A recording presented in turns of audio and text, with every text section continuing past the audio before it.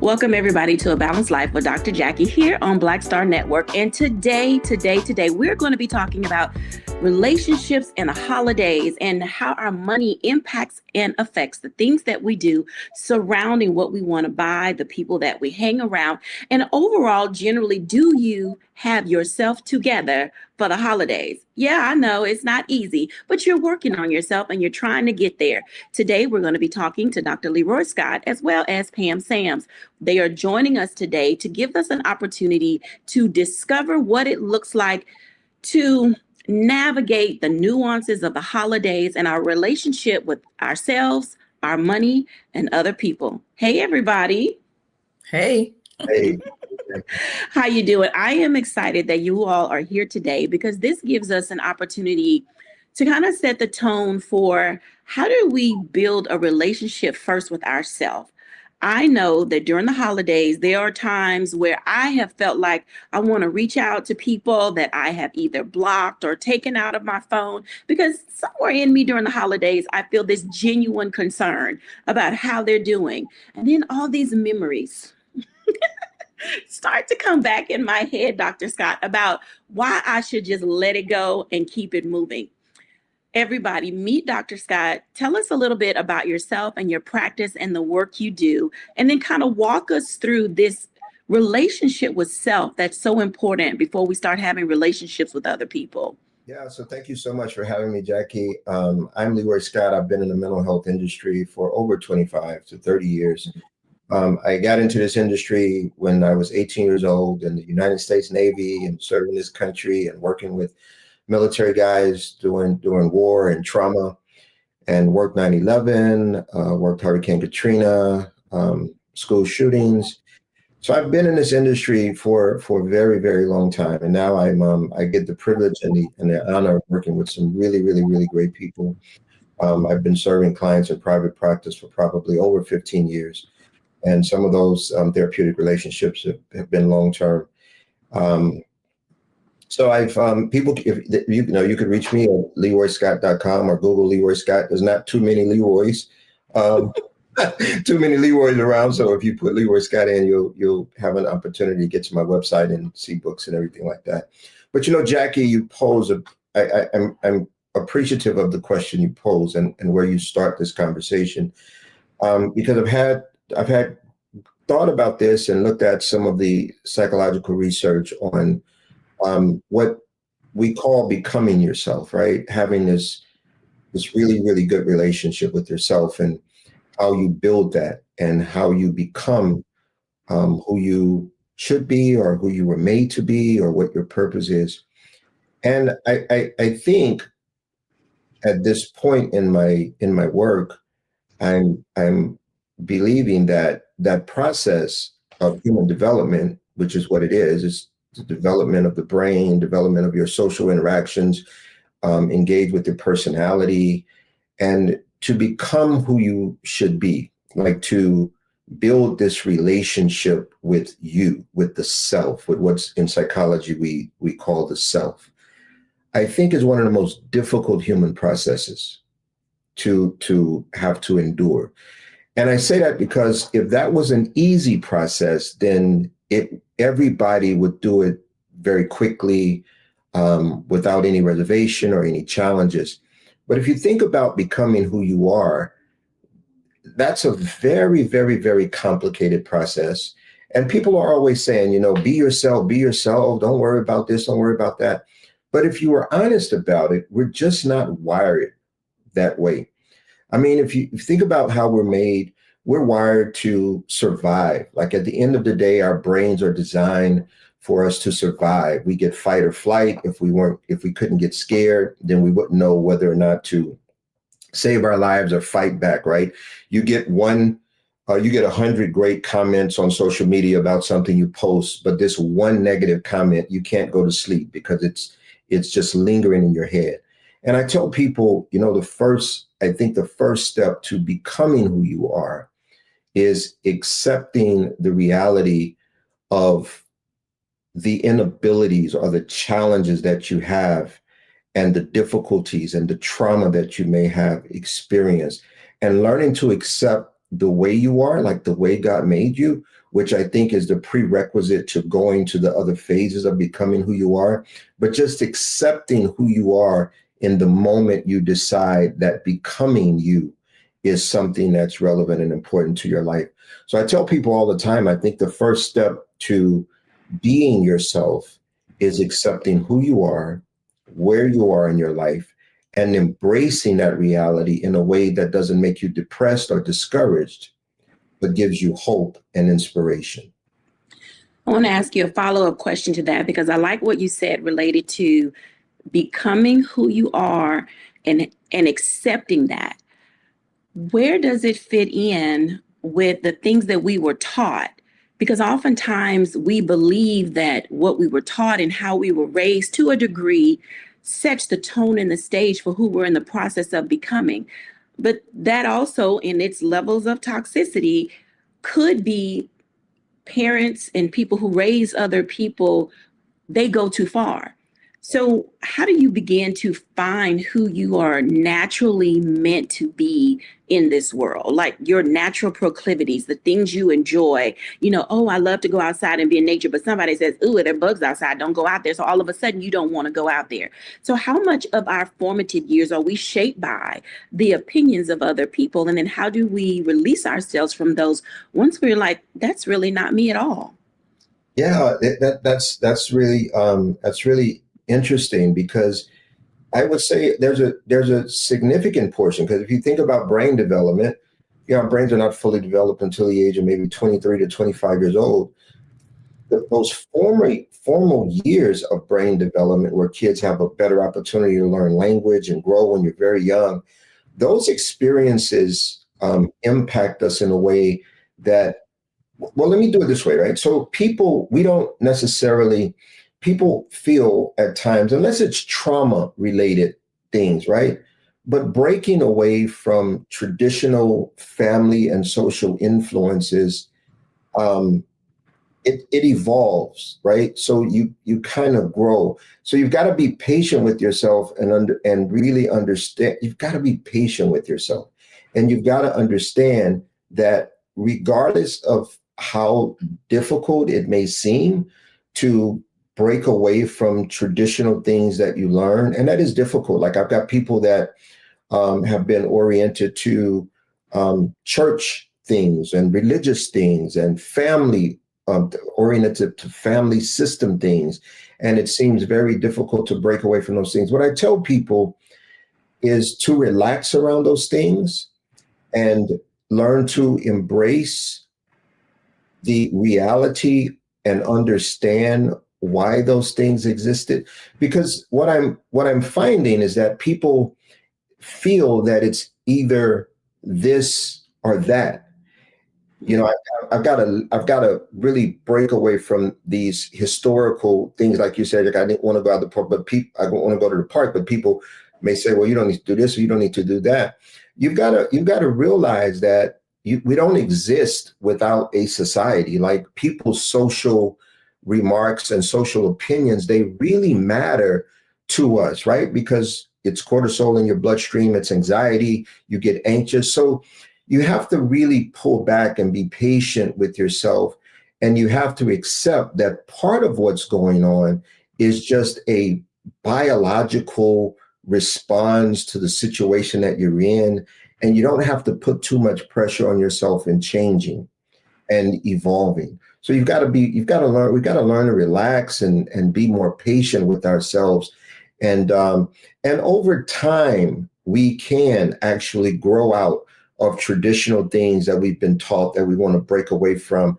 But I think the thing I'm learning the most, and I would say, is that if we need to do anything that is urgent, I believe, in becoming yourself or breaking away from historical things, number one, it's being very patient with yourself. And number two, I think it's accepting and embracing the totality of who you are. Even if you want to break away from some things, the first step to doing that is accepting those things and embracing those things as part of your story, part of your journey, and part of your life. I appreciate you saying that, because I recognize that people do struggle in many, many ways with, it's not oftentimes either or. Very often it's both and. And that lies in the struggle of people trying to determine, do I do what my family wants? Do I do what people say I should do? Or is there space for me to determine my own route, my own way to go, my own, directionality for the things that I want to do in my life? I'm going to pick up this conversation after the break because I want to dive into setting the tone for how do we marry the two. Next, we're going to talk to Pam Sams after the break because it's important for us to not only develop a relationship with yourself and how you understand you, but also your relationship with money and how that ties in to just about everything in our lives. We'll be back in a moment after the break.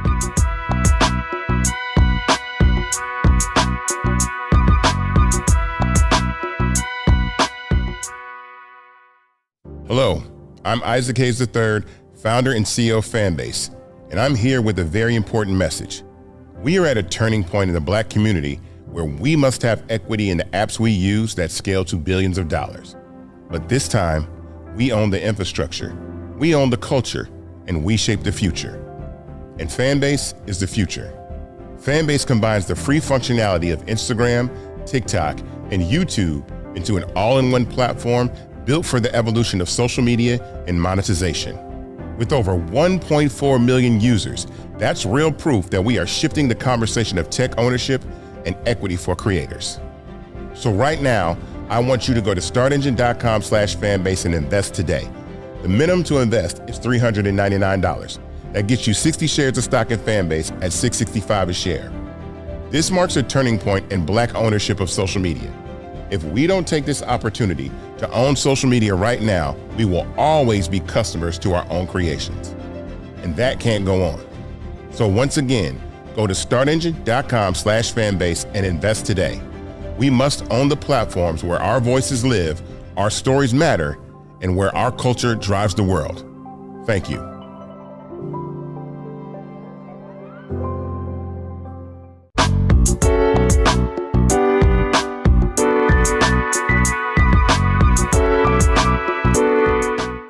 Welcome back, everyone. Dr. Scott has given us a great foundation for helping us understand what we need to do to become who we are and to get to know ourselves better. And there is an area in all of our lives where, if you're honest, you will say that you struggle, and it's your personal relationship with money, which could be tied to how you were raised. Pam Sams, welcome in. Thank you. Pam, I think we probably have this conversation every time we talk, and I don't know if I can drive it home enough.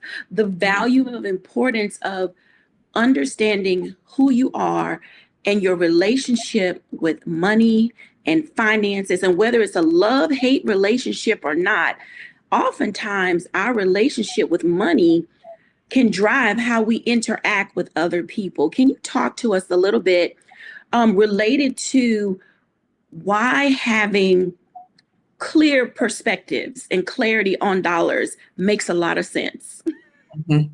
Yes, that's a very interesting question that you had mentioned before, is that Dr. Scott really outlined what we need to do in terms of understanding ourselves. We need to get that together before we really understand our relationship with money. It comes down to, I do a behavioral finance, so I take a lot of who people are behaviorally in terms of how they deal with their money. It's a values-based conversation. So whatever you value is basically what you spend money on. So we go through, if one of your values family, if that's the case, it's a hard time, especially during the holidays, because if family is one of your values, you may tend to overspend because you're really trying to compensate on pleasing everybody in the family. Everybody gets a gift. Everybody gets expensive gifts, whatever the case may be. So understanding where people are in terms of what their values are will determine what they're going to spend their money on. And then, unfortunately, sometimes people beat themselves up because now they're really focused on maybe people pleasing and giving away more than they actually have. So it comes down to understanding what your needs are and what you need for yourself, and then, displaying that outwardly for others. That outward explanation sometimes come with being able to opt out. Could both of you share, how do you say no without appearing ungrateful.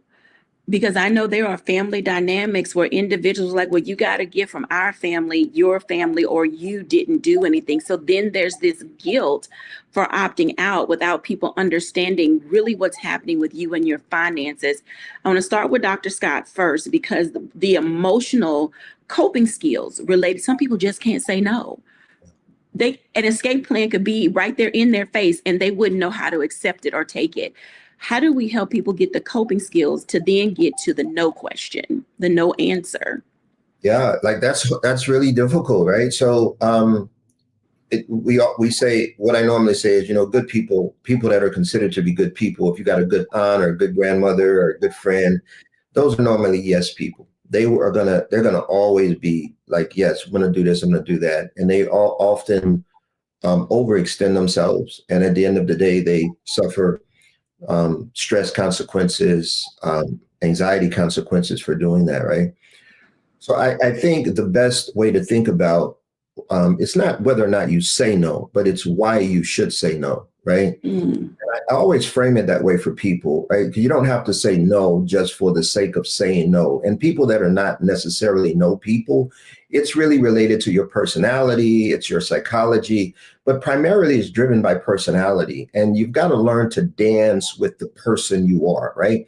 Because personality over time, what the research shows is that we don't get too far away from who we really are from a personality perspective. So you've got to learn to dance with that, right? So what I would say to people, if you've got a very difficult time saying no, then you don't have to force yourself into a box to say no to things that you may not necessarily have to say no to. So again, you've got to relax, you've got to breathe, you've got to accept where you are. And then you've got to weigh out whether or not saying no to this particular person is going to cause more stress on you than not, right? So it's not, when we're setting boundaries, what I find is that setting boundaries sometimes for yourself can be more stressful than not. And the reason is because people force themselves into doing things that they're not naturally made to do. So what you've got to do is you've got to take very, very small steps in setting boundaries, and particularly with saying, no, I'm not doing this, or no, I'm not doing that. And the more patient you are with yourself, the more fluid you are or dynamic you are in really ensuring that, you setting those boundaries is not causing extreme stress on yourself. You start with things with ownership. I think you start with ownership, that you have the right to decide what you do with what you have, who you're going to give to and who you're not going to give to.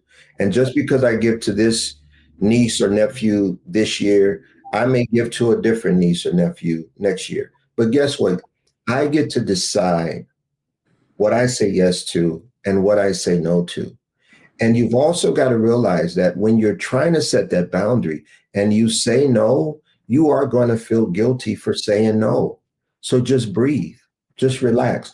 Know that all of those emotions of guilt and you're setting a boundary, know that all of those negative emotions, you're going to feel them. But this is the key. They will pass. It's going to take time, but those emotions will pass. And the more you train your brain and give your brain and yourself permission to be able to say no when you feel it's reasonable and it's good for you to do that, over time, you will become more and more comfortable with being able to set that boundary. But you don't have to force yourself into it. Do it in small steps. Take easy strides towards getting it done. I like that. Easy. Be easy on yourself, you say. So Pam, this opting out financially, especially when traditions no longer align with your financial balance, what are some practical ways that individuals can either opt out or choose a different way to be engaged without completely disappearing? Because some people just say, I'm not coming then. And who is that fair to if you have to, totally exclude yourself from things that really used to bring you joy? Exactly. It's a matter of what Dr. Scott said, is setting those boundaries, setting expectations, especially, unfortunately, during times where we may not have the resources, and we are ashamed to tell people we don't have the resources. We tend to kind of fade into the background with that. Would be open and honest. Like, right now it may be a difficult time for me. In the past I may have did XYZ, and I was able to, provide or, give resources to others. But now I'm in a different situation. So you have to kind of set those boundaries and expectations on where you are, and then really be able to be open and honest with people. If you open and honest with your friends or your family, they understand. People are going through difficult times economically. But if you set those boundaries and expectations, you would feel a little bit less guilty with not showing up to things, or feeling guilty because you didn't give this particular year because you just don't have the resources. So Pam, what are some of the dangers right now, especially in these times in economy where people do not know if they're ever going to come back to work, if they are going to get paid while they're on furlough? What are the dangers of living like you're not living in these times? Because, there are people who are going to want to constantly do the most of pretending or wearing this facade that they still got it going on and all together. Why is that dangerous financially? Well, that is dangerous financially because, it's that old adage, keeping up with the Joneses, or kind of putting on this facade, as you had mentioned before, still trying to put on a good face where you may not have the things that you had before.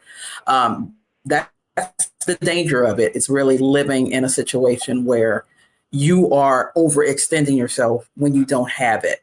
And I have that conversation a lot of times with my clients, is that, who are you really trying to impress at this point?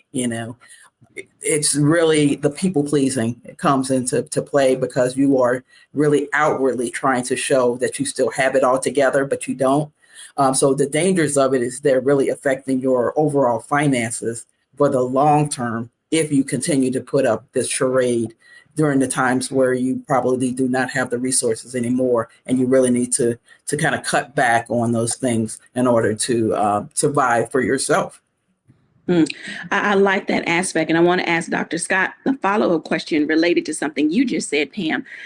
As individuals, oftentimes we don't know how to tell ourselves no, or to release ourselves from the reality of our lives. What stops people, Dr. Scott, whether it's mentally, emotionally, whatever that case happens to be, from really saying, I need to give myself a reality check and I just need to stop spending or stop trying to be like other people? What is in us that makes us just keep going when really we need to press pause? Yeah. So yeah, that's a really complicated thing, right? But I think that, and just to piggyback on what was said earlier, I think social pressure, social pressure is like a very real thing. And that's why it's so important, because I'm thinking families, like some of the clients I work with who have aspired in life, and they've been, for Black people, we have this psychological obligation to our families and to our community. So in particular, I guess in, what would probably be our generation, it's like we owed our families and our people and our kids what we didn't have. So whenever we attain, and a lot of my clients, when you've attained a level of life where there's this expectation that you have things to offer, you have money, you have arrived, and then that you may have it, but you can't navigate it like in this political society, the way things are. And if you're projecting out to the way things may be. So this is the deal, right? And I tell people this all the time, things can get worse than they are. And if your people and your family needed you historically, then you've really got to buckle down on accountability and responsibility for yourself so that you can be there over time. You can be there in the future. So you don't want to dig yourself down in a hole and be overspending to compensate for what people might think or what people may say about where you are. You've got to face your reality. And I think you can face your reality and still protect your integrity. Because what I found with people, it's difficult for people to like be seen in our society, and in particularly in our culture, but extensively in society, where you've arrived and you've been able to help, and you've found yourself in a place where you've been blessed, and you've got this and you've got that. There are ways to protect the integrity of who people perceive you to be, and who you need to tell yourself you are, because that's how you got where you were. So there are safe ways of doing that, while at the same time communicating with authenticity and truth about the reality of where your finances and where your life is. But I think it's critical, because if you don't do it, things can get worse than they are. So buckle down. And as I always say, be patient with yourself, be easy with yourself, but don't distort your reality. Like, really buckle down and say, I really need to pull back this year on this and hold on to this. And maybe March, June, July, or sometime I can do something that we want to do, or maybe by next Christmas. But given this political climate, given this economy, we really got to go almost into crisis mode and kind of hold on to what we have and manage it and navigate it responsibly. And that's crucial if you're going to come out of this, right? I like that. When we come back after the break, let's kind of dive into that a little bit. After the break, let's talk about what it looks like for the we of the holidays. Oftentimes, when we think of we for the holidays, it's married couple, single people with kids, people trying to go on vacations, all of these things associated with how do we create not only our new traditions, but who are we inviting into our family unit? We'll be back in a moment after the break.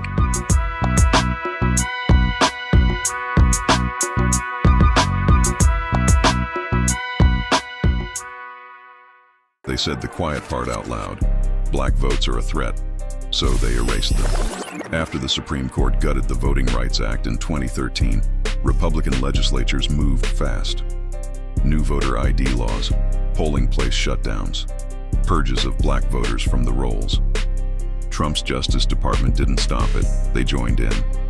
In 2018, his DOJ backed Ohio's voter purge system, a scheme that disproportionately erased black voters. Their goal, erase black votes and political power. Yeah, that happened.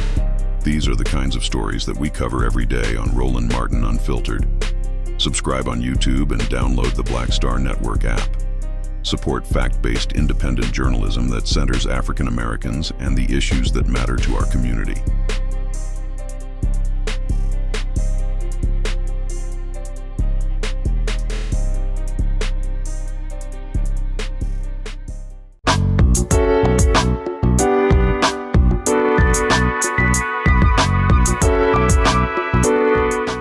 Welcome back, everyone. And as you can tell, that navigating the holidays takes a lot of thought and insight for you to not only be able to enjoy it and have a great time and relax, but also you have to really think about who you're engaging with for the holidays, because it's supposed to be a time of joy and lightness, if you will. So let's jump into that, everybody, because, Pam, when I think about the holidays and people getting together, there's always somebody new that shows up for the holidays, whether it's a new girlfriend, a new boyfriend, a new baby, somebody got married and they're bringing over the bonus kids or the bonus mom or the bonus dad.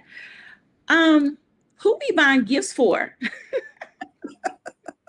Pam, with this limited amount of income, when people come over for the holidays, because I know our family, and we've done this literally decades, even probably since I was a kid, there's always that unmarked gift under the tree.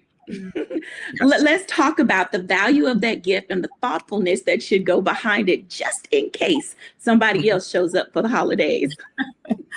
Exactly. Yes. That's always the case. Somebody will show up. And so, and then you don't want them to feel left out. So you'll have an unmarked gift. So, historically, I come from a very large family. I'm 7 of 8. And we all got, during the time period, during the holidays, maybe it was really tight, a kind of a token gift. And we were okay, with that, because we knew, that mom and dad may not have had the resources in order to provide for each and every one of us. So we got token gifts. So, I have been really a big proponent and really sharing the idea with my clients, especially if you have a larger family unit is to do kind of the white elephant thing, everybody, or Secret Santa. Everybody pulls a name out, and that's who you're responsible for. So you don't have to feel that you need to get a gift for each and every person. And in that way as well, the person who comes, the extra bonus person comes, they will be involved as well. Just tell somebody to bring an X amount value gift, and then we will exchange names. And then that's how you would get through that without having to overspend on holiday presents and during the holiday season. I think that that's of value because you do want to be mindful. But Dr. Scott, I saw your eyes pop open just a little bit, because does it depend on who comes? It's like, I know he didn't bring her, or how they just gonna show up with all them unannounced? And typically this is our culture. We come from families where we want to make everybody happy. It's just this big open door during the holidays. But then people are still kind of in their feelings, about who is coming over. Help us, help people when you ring the doorbell and you open and you be like, say what now? How do we deal with that? Yeah, I think you tell me, but I think we've got to have there's an appreciation for our culture and the way we move, man. Like we do, some of our people just do the most, right? As I'm thinking about it, Jackie, I'm thinking, so that's going to happen. I mean, I don't think that stops happening in our lifetime. How do we deal with it? I think systemically for the family, it's the way families have always dealt with it. Like really, like some families just really need some post conversation on the drama and the things that happen. Like when everybody leaves, everybody's calling. There's certain groups of people calling each other and talking about what they saw, what they experienced. And that just lends itself to a holiday season of gossip and everything else. So I think that stuff happens. But this is my thought, right? And I'm hoping that the audience can relate to this, and maybe it's maturity, or maybe it's just the experience over the years, or maybe it's just the way where the culture and society is for the holidays. Holidays have a tendency to look different over time, right? And I tell clients, if your nephew, your cousin, or whoever brings this person, like, oh, they weren't invited, like, who is it? Like, who do we have at the door? What I tell people is, you can deal with that stuff like after the holidays, or you can address those things before and let people know up front, like what the expectations are. But I think the essence of the holidays is thinking about who you have. And that's really been the theme in a lot of the clients I've been working with, and the framework, like reframing the way we're approaching holidays, because so many people have lost so many people. Mm-hmm. And the holidays, by the influence of social media and the way that people connect, it's so vastly different than it used to be. So I tell people, I think getting in the practice of grounding yourself in framing your experience during the holidays and looking around the room and just reminding yourself, and sometimes even journaling, who do I have? Who's ringing my doorbell? Not really about who they're bringing with them or this unannounced person, but you're really still in my life. Like, you're still here. Give me a hug, sit down. You're invited, come in, enjoy yourself. We're going to deal with the person that you brought. We're going to do that, right? But just really having a consciousness and a gratefulness and thought about who you have with you still for the holidays, and starting to frame your holiday that way. And even if it's not the greatest relationship, because sometimes people that, you have conflict with, they actually keep your heart beating. Like, good fights and good arguments and good conflict at some level keeps you alive because it keeps you engaged. You've got to set boundaries around it. But I just think reframing your experiences from being so negative to being more appreciative and being conscious of what you still have left with you. So give us a couple of tips, Dr. Scott, on how to take the high road, because I can see our audience now. If so-and-so come with so-and-so and so-and-so, like you said, our culture is very interesting. And, we have aunties and cousins who fly off the handle. Oh, no, I'm not, Lord have mercy for holidays. What are some of the tips that we can share with our audience to, do I need to go to another room? Should I really go on the porch and drink my water and mind my business? Do I go fix another plate? People need real time. Dr. Scott said, this is what I need to do. So what they need to do, Dr. Scott? Yeah, first prepare yourself, right? The people in your family that move like that. So prepare yourself for that. And if communicating it to them, and that's what we talked about earlier, boundary setting, if communicating with them is going to be beneficial and maybe set the boundary ahead of time, then do that. But who the people in your family that moves like that. So you got to get prepared for it. But the other thing is this, right? You can't continue year after year to let people you love and you care about destroy the opportunity and the connection that you're actually trying to create for them. That's powerful. Yeah. So you've got to think about, like, you are actually like the architect of not only the environment and the experience, but you're the architect of the connections. You're the architect of setting how things are going to go. So if you've got to play board games that are different than you've done in the past, if you can't do the music, like, you've got to do things and put people in experiences that get them to where you want them to be and how you want things to go. And that may mean you changing up some things about the way the whole experience is designed. Maybe, playing games that you've never played before, playing games that promote more conversation and more. That's a good thing. Engaging people in things that provoke thought, conversation, and depth. Keep all the fun. That's a natural, right? But I think engaging in conversation and depth. And then, Jackie, yes, go to the other room, hold your breath, ground yourself, pray, close your eyes, start praying. Do all of those things. But at the same time, I think the most important thing is set those expectations in the beginning and communicate those expectations, and remember that you get to create how your experience is going to be, and don't let people ruin that experience for you. I can appreciate that. Pam, I'm going to ask you this question because as a new mother in love, how do you set the tone for your new family? And I know that there are a lot of people out there who got married at Valentine's Day and all those other times in between. So this is the first Thanksgiving where it's my house, it's your house. We're going to do your parents, my parents, all of those things now, because people have made adjustments, as Dr. Scott has said, that it's not just in one place. How are you preparing, and what are some of the ways, that you can share with folks out there to bring in new family and enjoy the experience together? Oh, definitely. It's a matter of really finding kind of common ground, So my son and his wife, they actually live out of town. So it makes it a little bit easier. So it's not a my house, your house. So what they generally do is do Thanksgiving and the holidays where they are living in Pennsylvania. And then they would come and visit us afterwards. So we have that dynamic as well.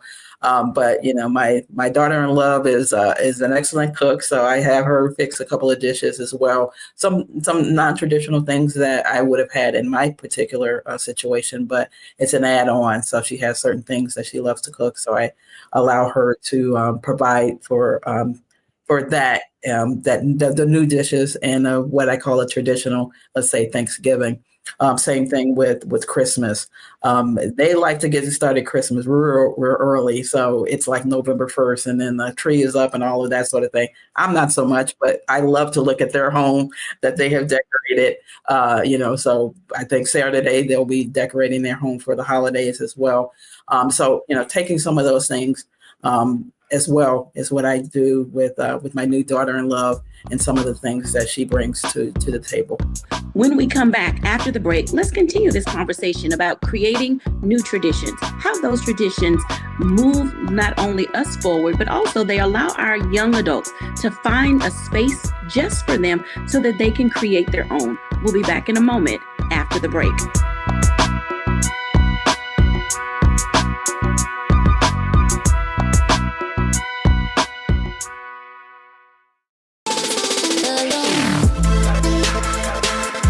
Hey y'all, welcome to The Other Side of Change, only on the Black Star Network and hosted by myself, Bria Baker, and my good sis, Jamira Burley. We are just two millennial women tackling everything at the intersection of politics, gender, and pop culture. And we don't just settle for commentary. This is about solution-driven dialogue to get us to the world as it could be and not just as it is. Watch us on the Black Star Network, so tune in to The Other Side of Change.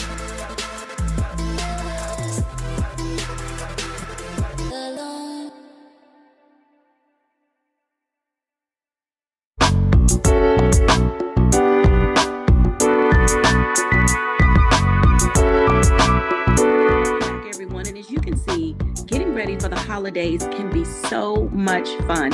Actually, it's my favorite time of the year. Pam, I want to continue this dialogue with you about creating new traditions. And Dr. Scott, let's talk about that as well. Because there are times when, okay, I'm going to put it like this.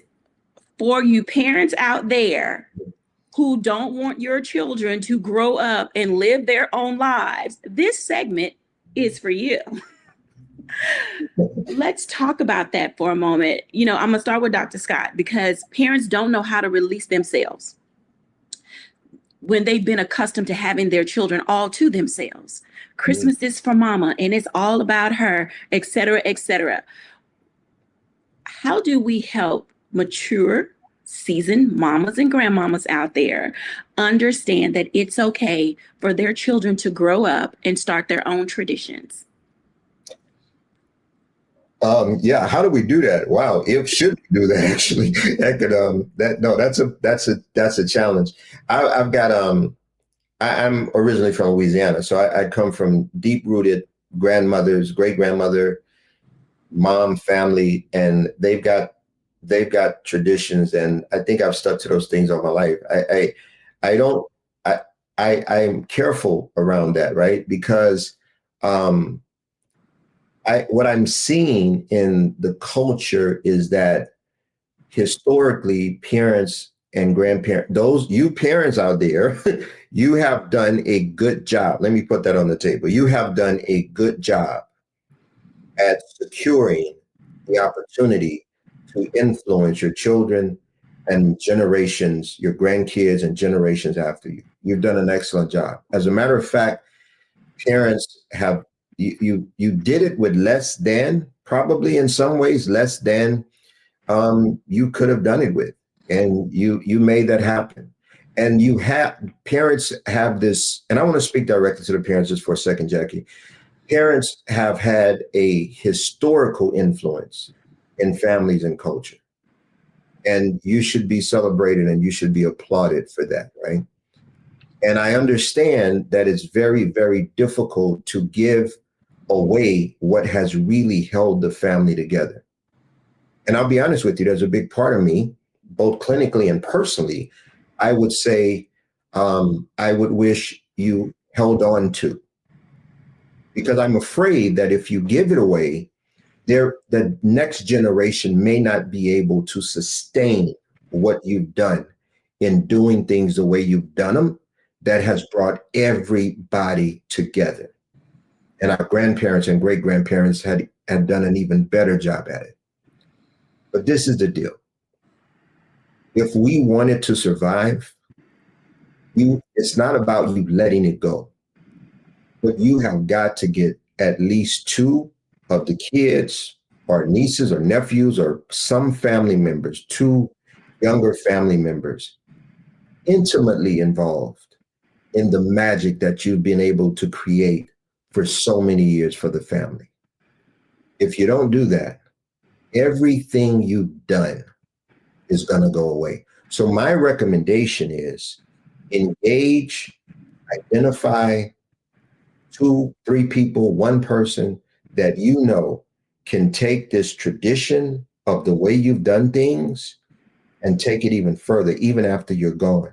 But if you don't start now, all the work you've done in bringing your family together and how you've done it and what you've done and the decisions you've made, and you don't want to get away from them, if you don't do that part, your family loses what you've built over the years. And as divisive as society has become, and particularly with dividing families and separating families and people living in their own corners and doing their own things, I think what you've been doing for a long time is very, very special, and your family needs it. So you've got to start helping somebody continue the tradition. That's going to mean compromise and bargaining, letting them share their ideas and getting engaged. That would be my recommendation. I like your recommendation because it ties into what Pam was saying about the relationship that she's developed with her daughter-in-law, and being able to say, this is what they do well, this is what they enjoy, this is how we include her as a part of the family. Pam, oftentimes, especially, with the clients that we all have, there's always that negative spin that people have a tendency to put on it versus using the positive spin.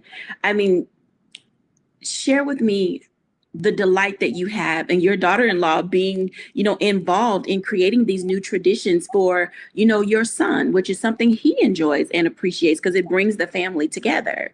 Mm-hmm. Exactly. Before I answer that, I do want to step back and kind of mention what Dr. Scott had mentioned, these family traditions that your parents had over the years. When my mother passed away, several years ago, unfortunately, I think a lot of that was lost because she may not have, infused that for the next generation. Now, I know with me, I have some of those, but maybe with grandkids and some of the people that are in St. Louis, that's where I'm originally from, may have stepped away from some of those traditions. So, listening to what Dr. Scott had mentioned, makes me a little sad because I think some of that has gone away.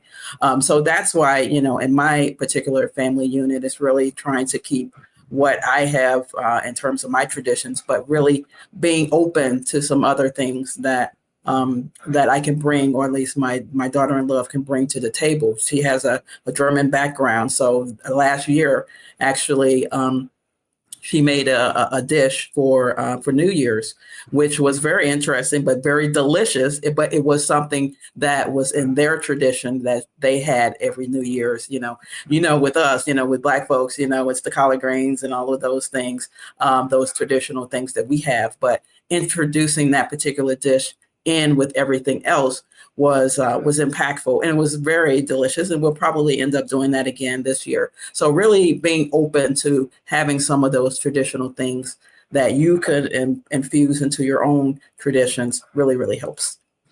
I can respect what both of you are saying, because as I'm listening, there's this thread, that's kind of running through this dialogue. Some people are pulled into family tradition. Some people are just placed there because they're good at what they do. And some people prefer just not to show up at all. And I'll have to admit, I'm a every other year on and off holiday person. There are times that I just want to travel, and not because I don't like family, but because of my life and how busy we are. Those are the only times that we kind of get to spend time together. But then there's also the missing of the turkey and the dressing and, somebody's favorite dish that they cook that I love so much that I do want to enjoy. When we think about this holiday season and, as we talk about tradition, what are some new traditions that are okay for families to do, especially as we think about balancing our health, our mental health specifically, so that we don't always end up in toxic things, but also the physical health of just eating too much? Because I'm telling you, gluttony is a sin. And during the holidays, I literally have to lose 5 pounds in order to eat, especially this year, because mother-in-law, father-in-law, they're cooking and everybody's bringing something. So, this holiday season, I am anticipating gaining weight. Dr. Scott, the psychology of food and the comfort that it brings. Talk to us about that. Why is it just so yummy and much better during the holidays? No, like no, that's a real thing. I mean, that's I'm from Louisiana, right? So, um, I'm eating, like I'm eating, right? I would say, I try to implement I eat well. I mean, I eat good throughout the year, but when it comes to the holidays, I'm eating. There's no diet or anything like that involved. I want the turkey the way it's always been. Um, yeah, so I'm not sure about that one, Jackie. I think if I'm thinking about clients. If I told clients, like, um, you could cut back on this or that. Thanksgiving from a food perspective just may not be what it or Christmas may not be what it needs to be. Man, so I think getting into a better eating routine, better diet routine, water, exercise, relaxation, stress reduction. I think getting into that as a lifestyle, a life habit. And then when Christmas comes around, I think it's really time to eat. This is the thing: the older you get, the less you will be able to enjoy that stuff. So, but then again, some people are even older and still, still doing what they do. So, I don't know, Jackie, really how to tell people not to engage in what we cook. Look, Ooh, man. sir. I mean, it's the psychology of food in itself. It's sort of like I want the greens, but can I have it with turkey and not the ham hock? Because I've worked really hard at not getting on blood pressure meds. And so I'm really careful with like what's in it. Yeah. I will ask the question, how is it been prepared? Just so that I am maintaining, my own health and sanity and my finances. Because Pam, I do not want to have any financial crisis because I ate the wrong thing, going into the new year. And I've known it to happen to people. So I guess it is difficult.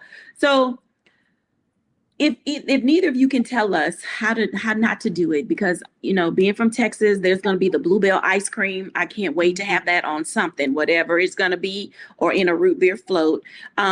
Roland's people, my husband's people, are from Louisiana, so we've seen the list, Dr. Scott. It includes a Wednesday night gumbo before the Thursday turkey. So I am already looking at this 3-4 day menu. And then of course somebody's going to make the turkey nachos with the leftovers. And then there's the turkey tetrazzini after the fact. So it's just going to go on and on. So Pam, what is your favorite holiday, either dessert, or are you a turkey or ham girl?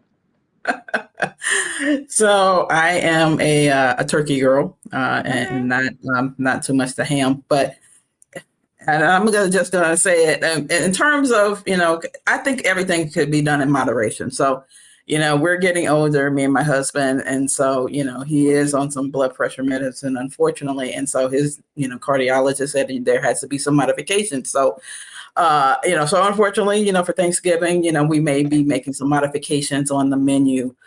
He loves the Cajun turkey that we generally do. We buy it from Popeyes, but, kind of cheating that way.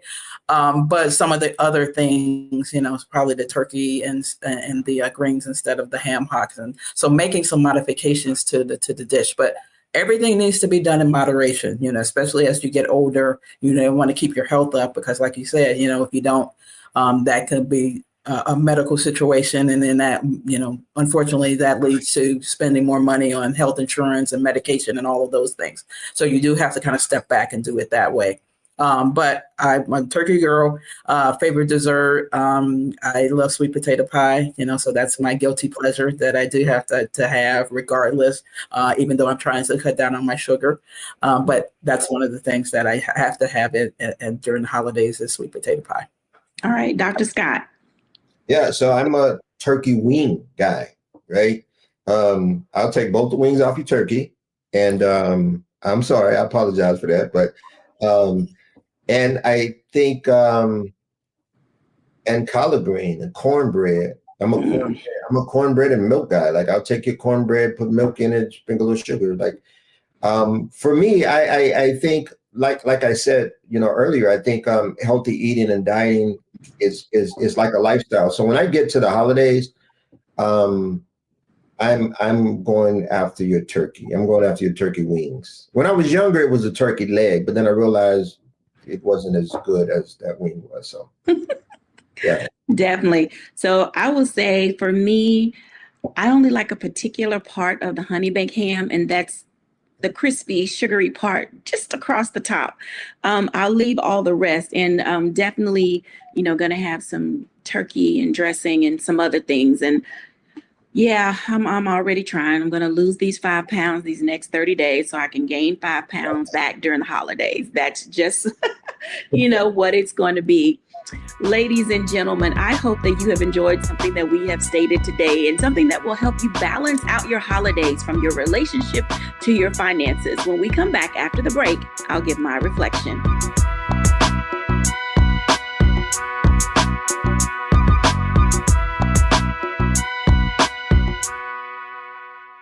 Hello, I'm Isaac Hayes III, founder and CEO of Fanbase, and I'm here with a very important message. We are at a turning point in the Black community where we must have equity in the apps we use that scale to billions of dollars. But this time, we own the infrastructure, we own the culture, and we shape the future. And Fanbase is the future. Fanbase combines the free functionality of Instagram, TikTok, and YouTube into an all-in-one platform built for the evolution of social media and monetization.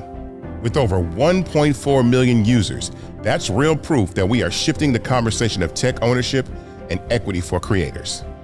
So right now, I want you to go to startengine.com/fanbase and invest today.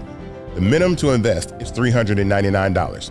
That gets you 60 shares of stock in Fanbase at $665 a share. This marks a turning point in Black ownership of social media. If we don't take this opportunity to own social media right now, we will always be customers to our own creations. And that can't go on. So once again, go to startengine.com/fanbase and invest today. We must own the platforms where our voices live, our stories matter, and where our culture drives the world. Thank you.